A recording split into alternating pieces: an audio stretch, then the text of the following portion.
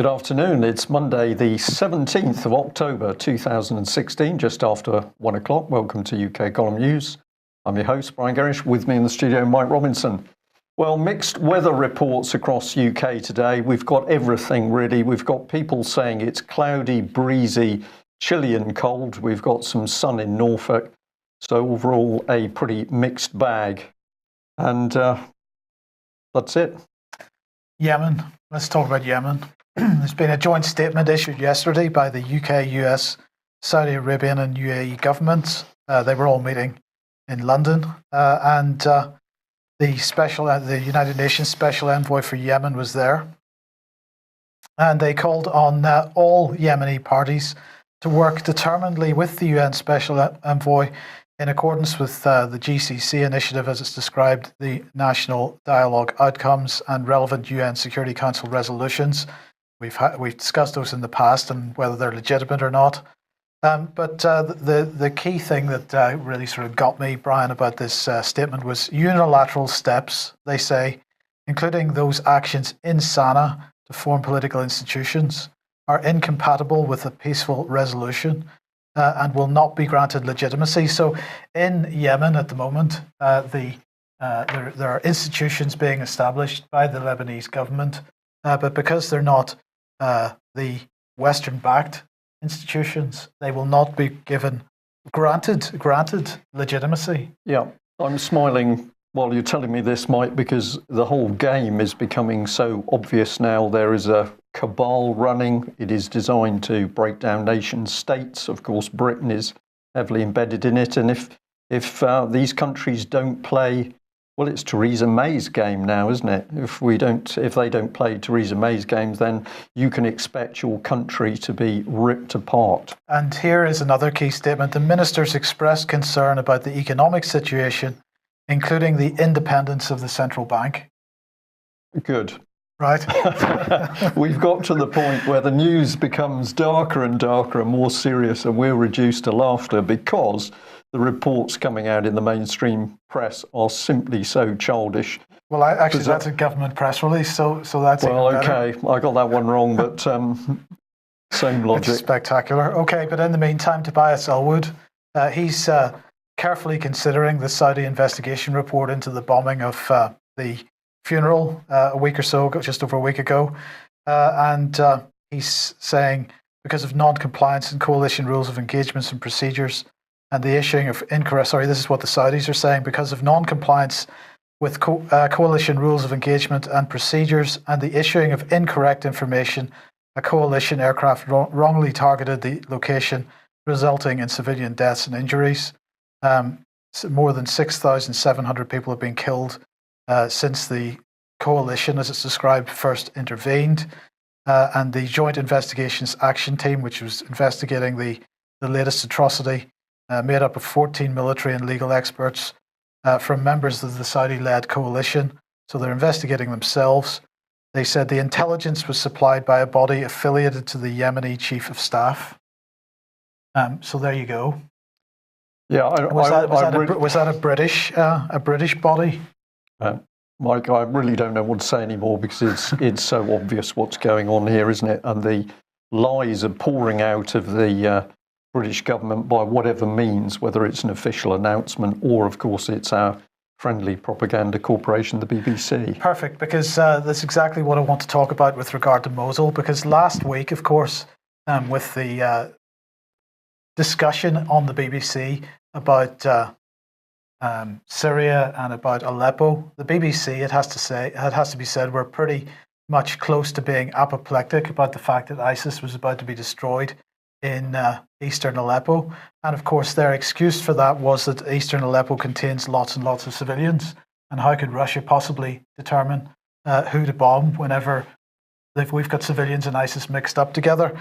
The hypocrisy here is just absolutely, it's breathtaking.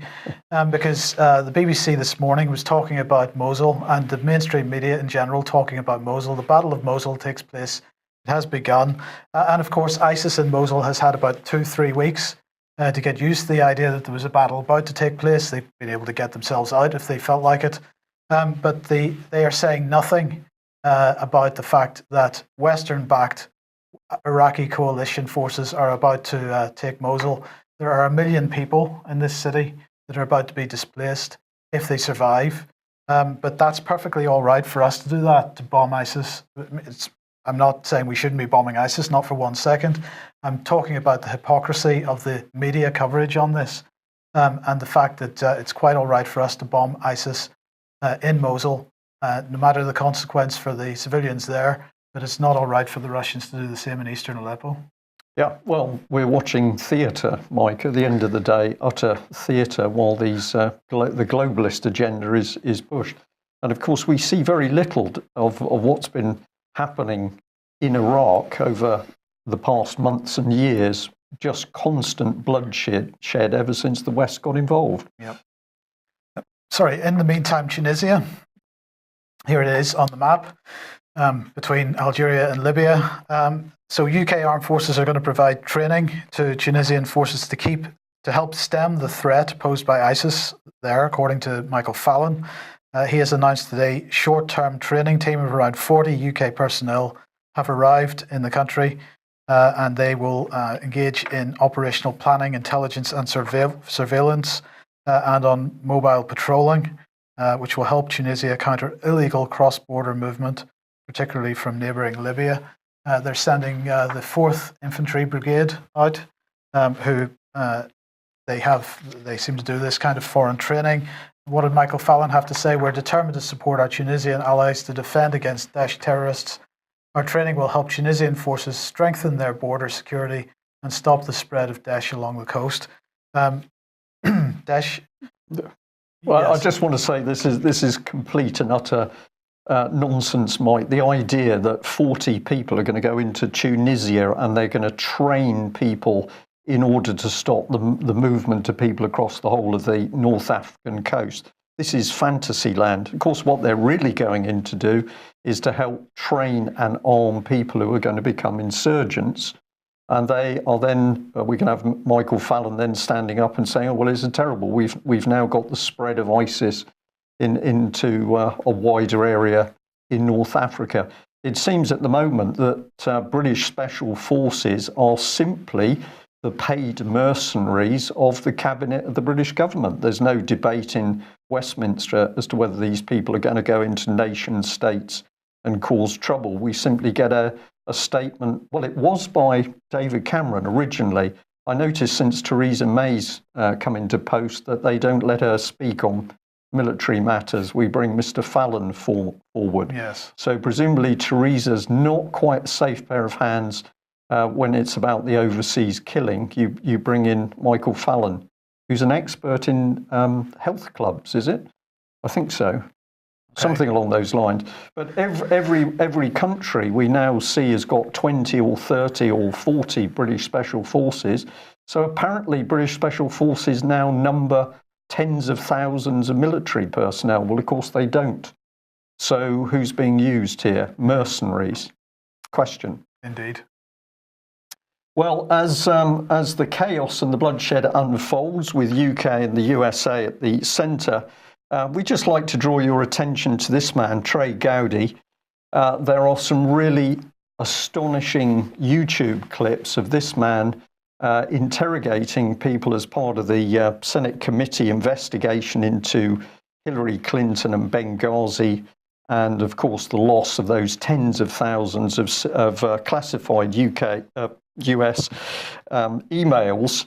But what is so powerful about this man is he is there, he is confident, his questions go to the heart of the matter.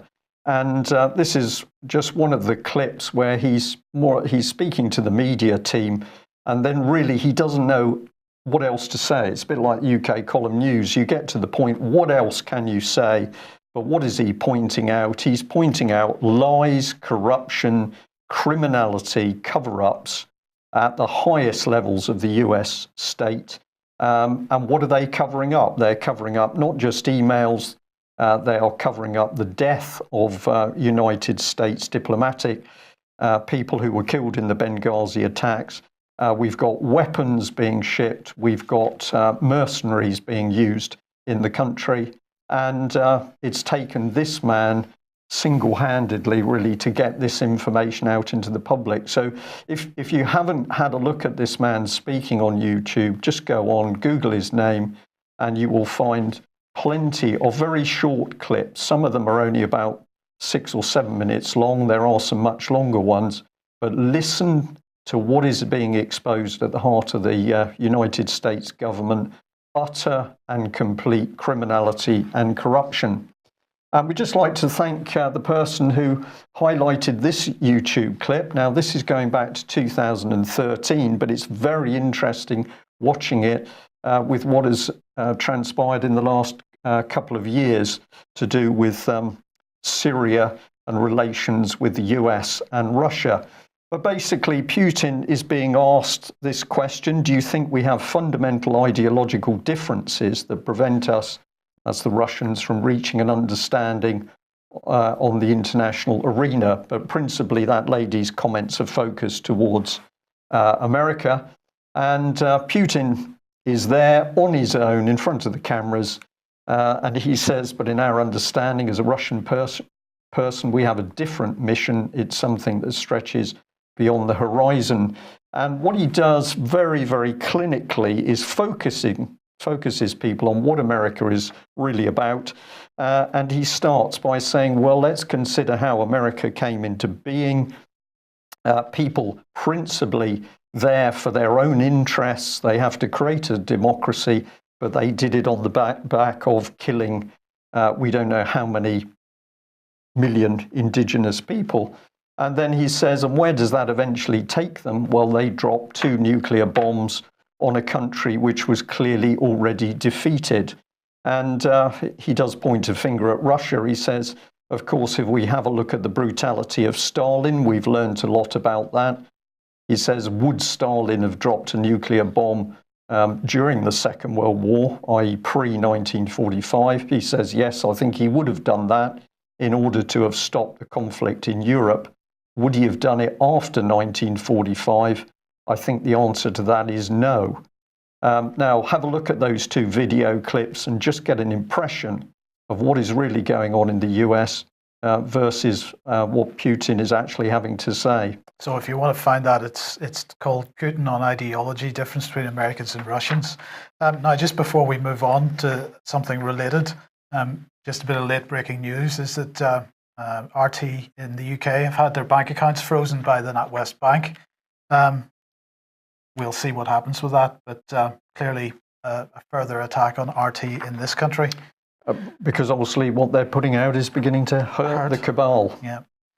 So Joe Biden then, this, it gets a bit ridiculous.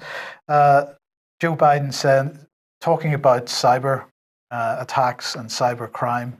And of course, we've seen a lot of stuff in the media over the last number of weeks about all the cyber attacks on the United States coming from Russia, Russia this, Russia that.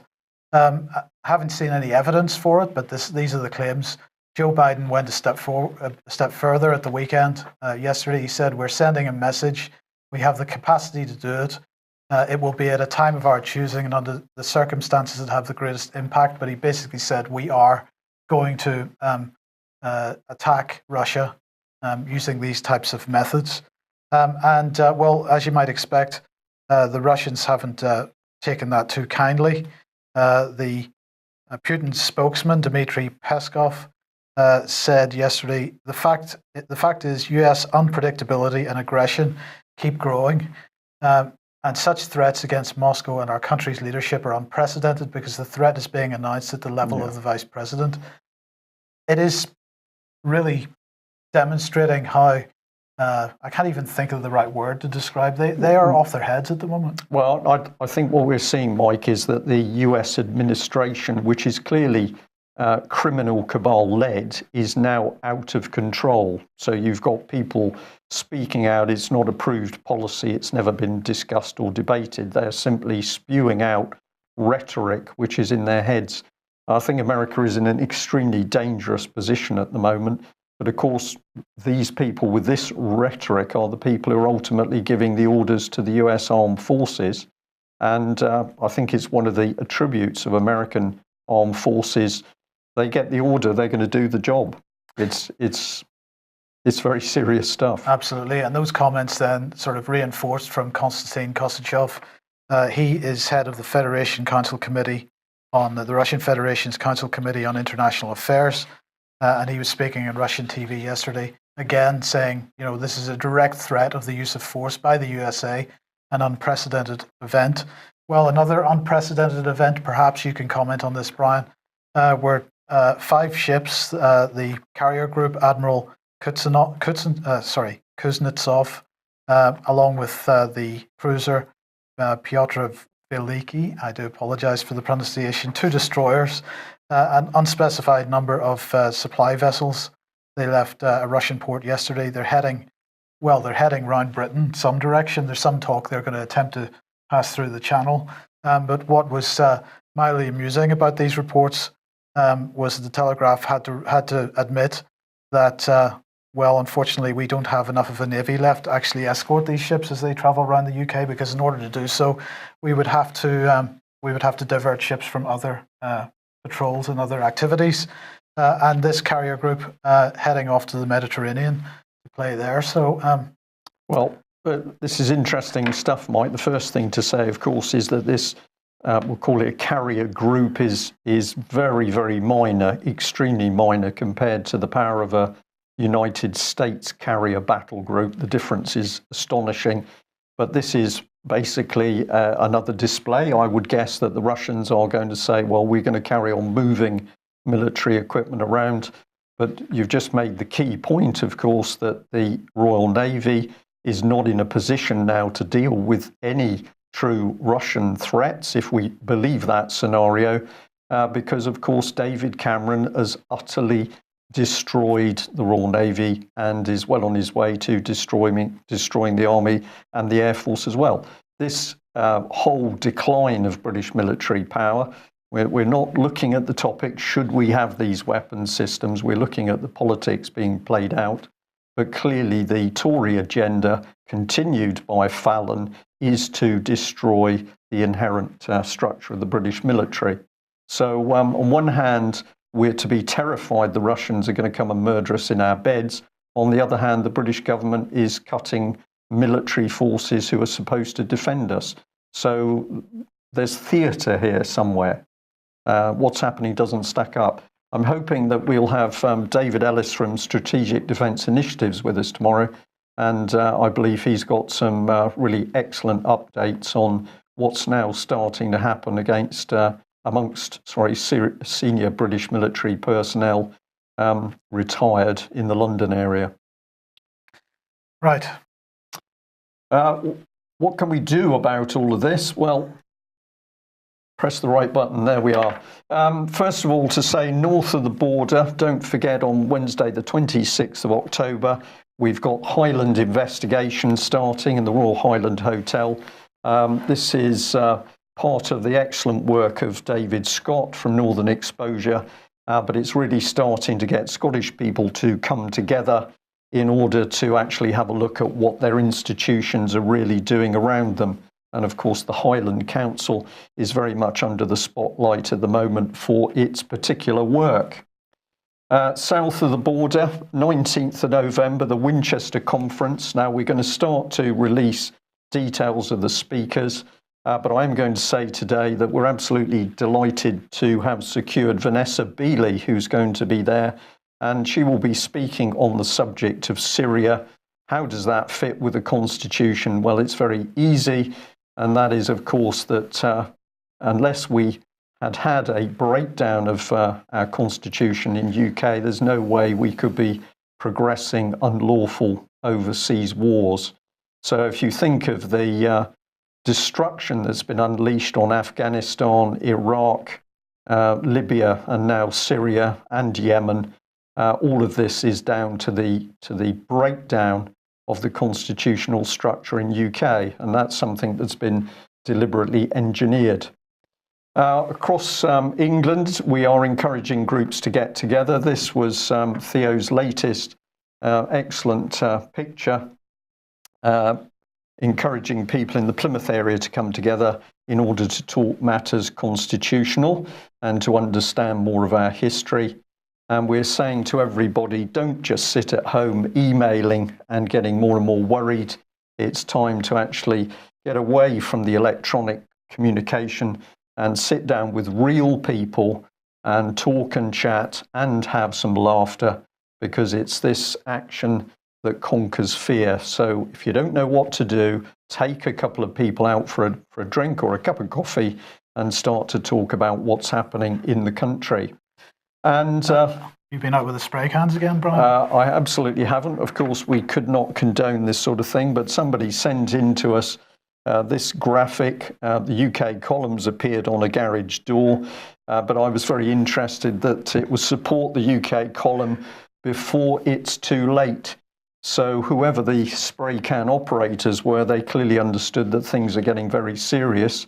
And thank you very much to whoever it was for the confidence, but I'm not suggesting anybody should be spraying public property or private property for that matter. Prime Minister's car? No, definitely not. Big thank you to the Penzance Truth Group for their excellent weekend. On Saturday, it really was a fascinating day, taking a very in-depth look at the NHS. And I'd like to say that Patrick Quanton's analysis of some of the more fraudulent aspects of the medical system in the UK was really excellent. And what's the outcome from the day? We are going to look at putting a dedicated event on, speaking with speakers talking about the NHS and Britain's care system, if there is one, that is. Well, let's have a look at this headline. This is where we can start to show the seriousness of what's going on in Britain. And we've got a Mail headline that a grandmother of 71 years has been thrown in jail, and she's been given a 6-month jail sentence because she refused to move a man who's 80 from his position in a care home in Portugal. And what is significant in this case is that the Court of Protection, who sentenced the grandmother, has been hiding the details of the sentencing for 2 months. So we've got a judge-administered court simply deciding on the basis of what Devon County Social Services says, that this man needed to be shipped back from a home in Portugal where he's completely happy, and he needs to be put under the control of Devon Adult Services. They try and blame the action on the Court of Protection. Well, of course, it takes a judge to make the decision, and although the public were in the court, no jury was present, so one man sentences a woman to prison, and this is Justice Newton. He said, "I acknowledge that she has deeply held sincere beliefs as to the best interests of the gentleman, who can't be named, and is genuinely concerned about his welfare, but I've reluctantly concluded that I'm left with no alternative but to pass a sentence of imprisonment. However much I've made it perfectly clear that I do not wish to do so." So these are weasel words by a judge sitting in a court with no jury present. And of course, the judge is simply taking the word of Devon Social Services, and they say, this man is not safe with the woman who's cared for him for very many years. He needs to come back in under our control. This is because the care home won't release the guy without a signature, and her signature is required. She's refusing to give it. Yes, basically the care home in Portugal says unless the lady gives her signature to the documentation, they won't release the gentleman. The Daily Mail doesn't know the name of the gentleman. They don't know a lot of details of the case because, of course, Court of Protection is secret court material. This is just like the family courts. But as you'll see in a minute, the point we're making here, one judge in a court with no jury sentences a woman to prison on the evidence of Devon County Adult Care Services. And where's the proper judicial process? Non-existent. So do we know, is there property involved in this? We don't, but we will have a little discussion on the property aspect in a minute. Let's just have a look at how Devon functions. They're not alone. I just went and had a look at some of their website. What is this, Mike? This is cartoon childish stuff, which is apparently about adult care. I don't get a warm feeling about the elderly lady there that's looking down and looking very troubled. And the face looking at her, I don't think is a very kind face. But something happening in local authorities where childish material is put up as if to cover up what's really happening in very serious areas. Only one comment with regard to the imprisonment of the lady 71 from Devon. The comment came from Devon Council. So apparently Devon County Council, called Devon Council in the Mail, the council speaks, Mike. Yeah. I thought maybe this lady would be the lady that was speaking, Jenny Stevens. She's head of adult care and health, and she gets paid a mere £131,295 per year. Any decision regarding where a vulnerable adult should live is entirely a matter for the Court of Protection. This is disingenuous because, of course, the court responded to material that the council put in the first place. And if we just emphasise this childish language, which I think is very significant, this is another part of the Devon County website. Let's bring it in. This is to do with social workers. So it's to do with child protection, unbelievably serious thing, but it's made into a little game, a visual game. So we've got 684 children in care. We've got another 450 children subject to child protection plans on the roadway. And then they're gleefully saying we're getting ready to have 23,000 people with dementia by 2026. There's a cash cow if ever there was one. There's a cash cow. So to answer your question, Mike, let's have a look at what's happening here. Of course, the state can now simply take children with no evidence or crime committed by the parents. The state simply comes along and says, we're going to take your children, and if you don't like it, well, you can disappear. We've got people like Len Lawrence, poisoned with poisonous air in aircraft. He tries to expose what's happening, and he's sectioned and gets his assets stolen by the very same Court of Protection. So the British state can take your children, it can take your assets. Sorry, this should say Tom Crawford. That's my mistake. It should say Tom Crawford loses his home to corrupt banks, bailiffs and courts. So we've got the same system able to take your house as well. And then we've got the article we've just shown where, of course, they can now come along. We're assuming that the gentleman is the father of this lady, but we're not able to know because it's a secret court case. So many people would say, oh, this is just a mistake, it's a cock-up. The evidence for us is overwhelming that we've got orchestrated criminal conspiracy and corruption at work within the UK. Good news, Brian, Good. because Eric Pickles has been reappointed as anti-corruption champion. Well, that is truly wonderful news. I mean, I think as the man who said he's an unlikely revolutionary, he's the best man to get stuck into the corruption. Absolutely. He's also, by the way, Special Envoy for Post-Holocaust Issues, but he has been reappointed anti-corruption champion, and he was giving a speech a day or two ago to the Anti-Bribery and Corruption Forum, and he said that now, as you may have noticed, the Prime Minister is particularly focused on tackling economic crime. Did you know that? I haven't seen any evidence of that at all, Mike. Well, it gets better. He said, as the Prime Minister said at our party conference today, and he's quoting the Prime Minister, today too many people in positions of power behave as though they have more in common with international elites, with the people down the road, the people that employ, the people they pass in the street. And she said, if you're a tax dodger, we're coming after you. If you're an accountant, a financial advisor, or a middleman who helps people to avoid what they owe to society, we're coming after you too. An economy that works for everyone is one where everyone plays by the same rules. Now, there's one particular group that she didn't mention at all in that little speech she gave at the Tory party conference. You think who that was?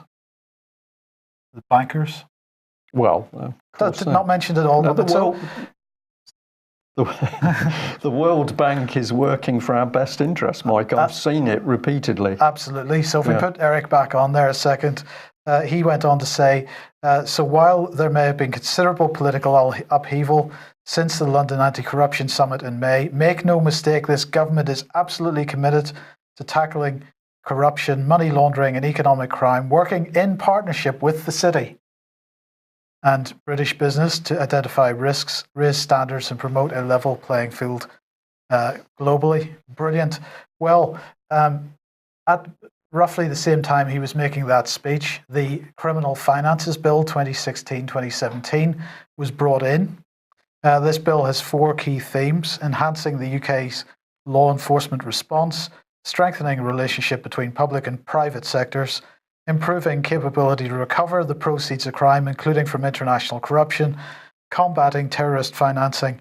And this is the key point, because the improving our capability to recover proceeds of crime, Brian, what this does is put another string in the bow to the ones you've just mentioned, because this allows the government, if it passes, to remove assets from people that have not been have not been prosecuted and convicted of any offence, but are merely suspected of having committed some kind of offence. So they can come and take your house, they can take your jewellery from a safety deposit box, they can do what they like, take whatever assets they like, if they think that perhaps you gain those items through. So this is thought crime. This is thought crime now coming in. Well, and it's a complete breakdown of the rule of law, because there's no requirement to have a prosecution and for somebody to be found guilty. Therefore, the relationship again changes between the individual and the state. There's no presumption of innocence. There's a presumption of guilt. And therefore, you have, if they come along to you and say, this house, where did you get it? Where did you get the money for this house? You've got to provide evidence, or you have the house taken from you. There's no due process. And, there's perhaps something to be said about people getting away with buying property through criminal actions.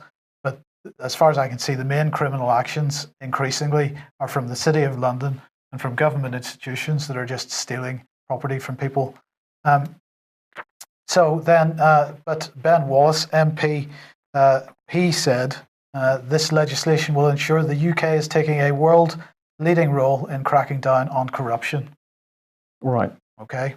Okay. And getting back to Pickles then, he said, furthermore, the government is supporting international efforts to identify and overcome barriers to information sharing. So actually, what we're saying is that this is one of the key aspects of this whole, it's come out of the Panama Papers, the whole tax avoidance thing.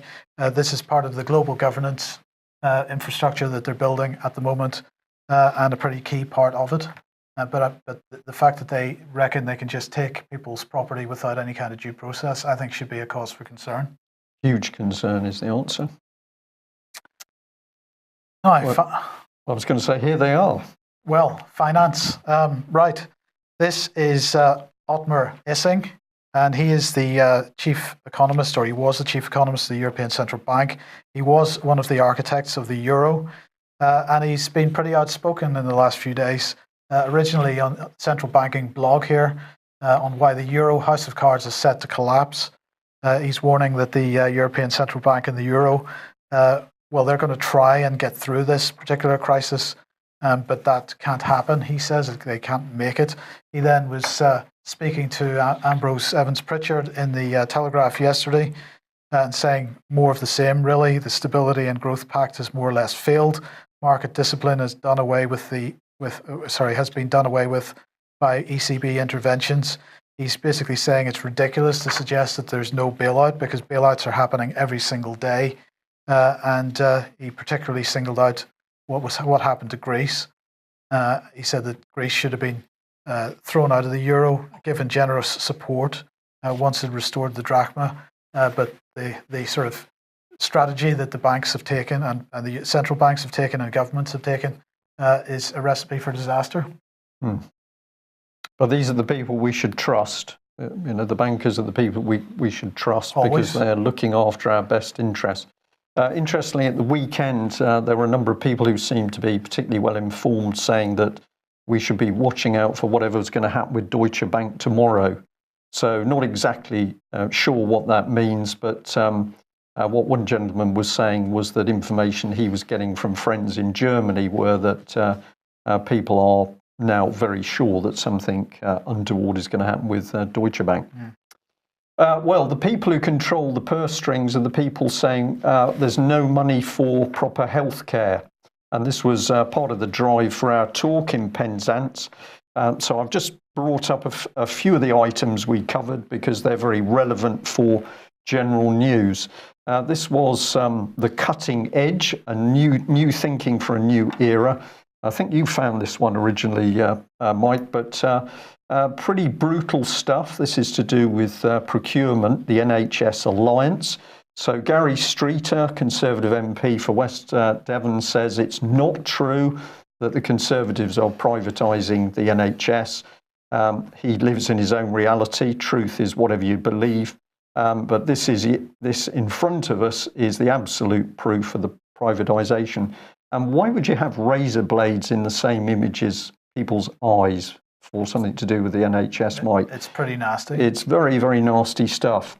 Now, if anybody thinks that UK Column makes up subjects, let's choose one, NHS towards 1 million change agents.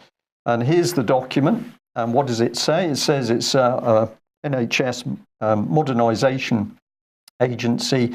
There's the title, Towards 1 Million Change Agents, a review of the social movements literature, implications for large-scale change in the NHS.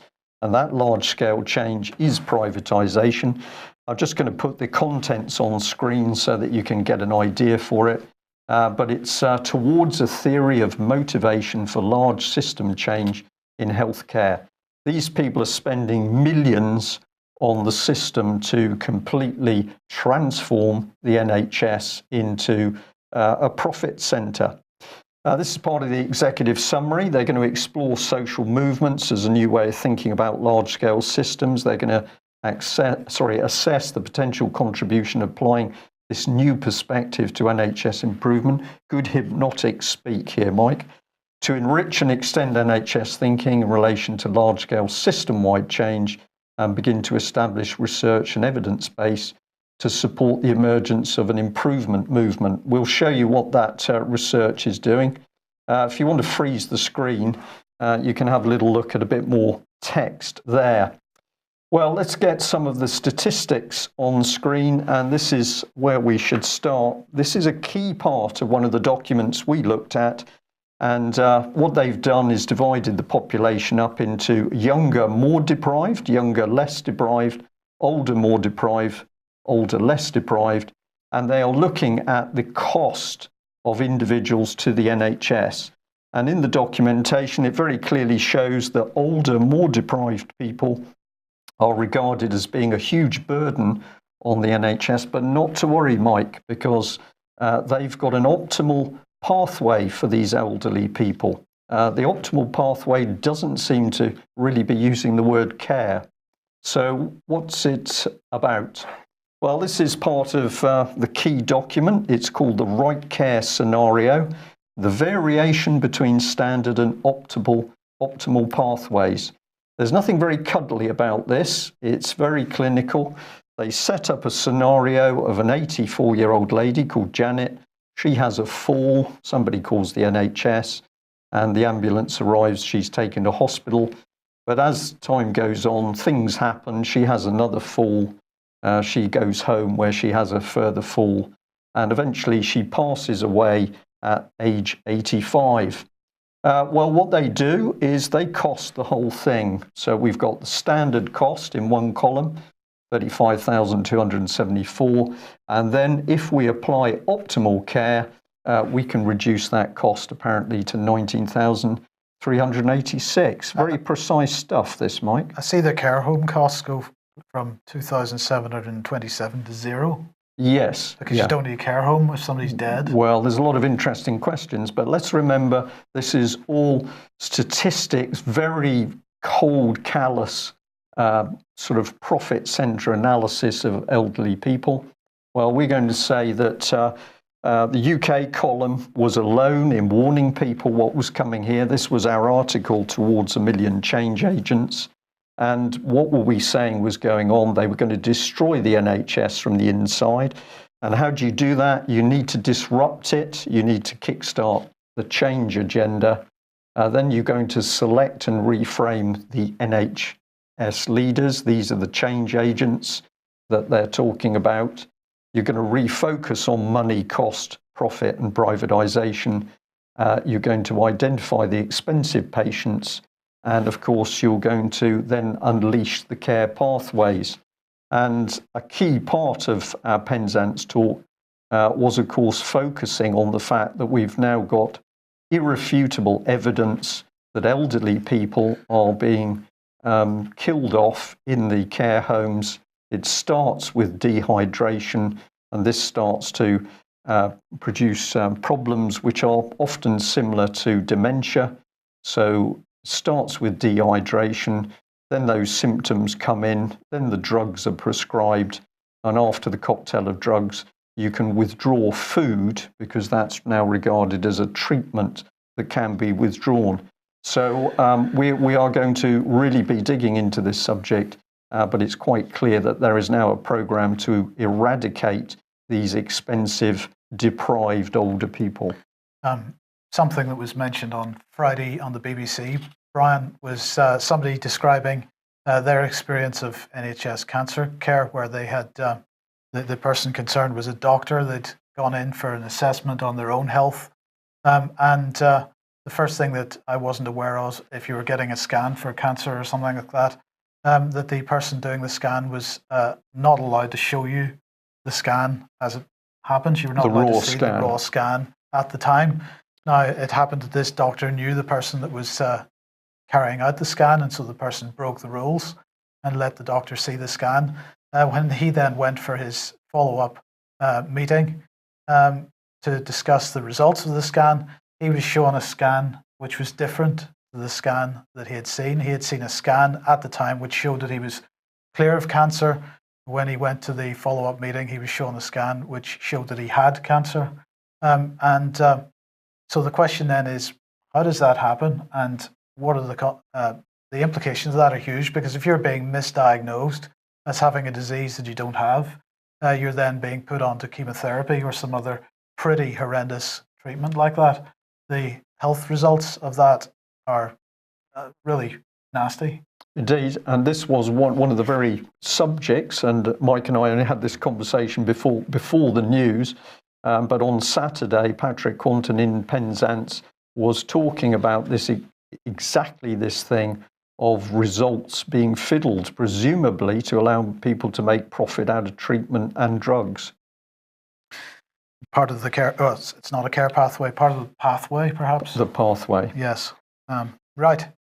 Okay, so modern slavery, Priti Patel back in the news again, and she's saying the international response to modern slavery, human trafficking and child exploitation has been far too slow, which is why I'm making eradicating these crimes a priority for my department. Now, of course, she's International Development Secretary. Now, this is all to mark National Day Against Slavery, which is on October the 18th, and she wants to see, as I say, this increase in support, but it's all about foreign support. So, but $150 billion a year is the money that is made out of modern slavery. That's the assessment. And the government is putting £33 million into tackling it. Yeah. This is like the war on drugs. That'll have no effect whatsoever. Well, it's just media hype, isn't it? It's policy being pushed out, not because it's real policy, but because it's got a propaganda element to keep people's minds off the fact they can't even stop slavery in Britain. Right. Exactly. We'll come on to that. So if we can put Priti back up a second. She says that as a member of the first ever government task force on modern slavery, I will replicate the leadership already shown in the UK to work with international governments, multilaterals, civil society, religious leaders and businesses to stamp out modern slavery. Yes. End violence against children. This is the government's website on this. Child labour, both forced and not forced, involves 170 million children around the world. And so to improve the global response, the international, she said that her new role as a founding member of the Global Partnership to End Violence Against Children, they're going to mobilise governments, mobilise multilaterals, civil society, the usual usual crowd that she's already mentioned. And they have provided an anti-slavery commissioner to help. And this is their report for 2015-2016. Well, what can we say about it? They're basically going to do not very much. This is the greatest human rights issue of our time, according to Theresa May. And this report says that achievements delivered under each of the priority areas identified in the strategic plan of 2015 to 2017. He's now halfway through them. This is the commissioner. And although significant progress has been made in the fight against modern slavery, with more victims identified and more criminals convicted, there's still much to be done to ensure best practice across all agencies. Well, yes, like, for example, keeping track of Syrian refugee children that come into this country. If they can't even do that, how do they expect to manage this problem globally? Because this is not real policy, Mike. Right. This is theatre in order to keep people's attention away from what's really happening in the country. Where's the slavery? It's us. This is the thing that they're trying to keep people's attention away from. But I'm glad to see that Britain's new Prime Minister, Theresa May, is going to help that anti-slavery commission, because we can give you a classic example of how good her work is. Let's bring up Melanie Shaw. And we're getting some really interesting information about Melanie. The first thing I can tell you is that she's now into 21 weeks in prison. She still has no idea why she's in prison. She's not on remand, she's not convicted, but she's spending 23 hours a day in a 5-foot by 10-foot cell. 5-foot by 10-foot cell. She's been put there by Theresa May, who of course was the Home Secretary that was leading the whole prosecution system against Melanie Shaw. Melanie Shaw is a child abuse whistleblower. She's in prison, no proper sentencing, no proper representation in a 5-foot by 10-foot cell, 23 hours a day. This is Britain in 2016 in the control of the Conservative government. As I think we've probably shown in our whole news today, what we are really seeing is that we've got the same level of perverted criminal government that's going on in America. Probably no wonder that the Russians are as concerned as they are. She can't be described as anything other than a political prisoner. Melanie. Yeah. That's exactly what she is. And if we look for key information that Melanie holds that would be very disturbing for the British state, of course, that information is to do with members of Parliament who have been involved with the trafficking and or abuse of children. Melanie knows this, so do a great many other abuse victims, and this is, of course, why she and others had to be utterly silenced. Well, there we go. Pretty heavy stuff, but we need to keep reporting this. And I think we can guess that perhaps MI5 has asked maybe for Russia today to have its finances closed down. Why are we so worried about Russia today? Probably because they are telling more truth than the British Broadcasting Corporation got there in the end, BBC. That's it for today. Thank you for joining us. If you're not a subscriber, please consider subscribing to UK Column. We need your help to keep going, assuming we're not closed down, Mike. That's it for today. Bye-bye. Bye.